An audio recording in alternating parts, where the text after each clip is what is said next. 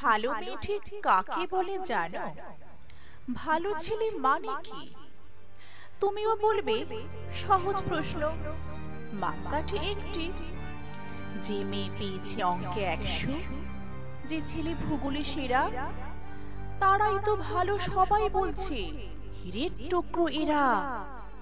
কাগজে ওদের ছবি ছাপা হয়, টিভিতে দেখায় মুখ।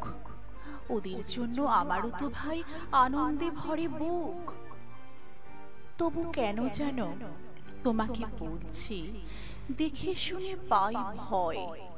শুধু এত নম্বর পেলে কি ভালো ছেলে মেয়ে হয়? আচ্ছা ধরো না, যে মেয়ে পেয়েছে অঙ্কে অনেক কম, তার গান শুনে মুগ্ধ সবাই, হাততালি হরদম। ওই যে ছেলেটা পাশ করে গেছে একেবারে টেনে টুনে, বলতে কি ভাই আমরা অবাক ওর আবৃত্তি শুনে। নাটকেও তার নেশা আছে, খুব পরের বিপদে ছুটে। পাড়ার তেমনি বাংলায় নাকি 30 পেয়েছে মোটে, কিন্তু মেয়েটা খেলাধুলাতে 10খানা গায়ে নামে।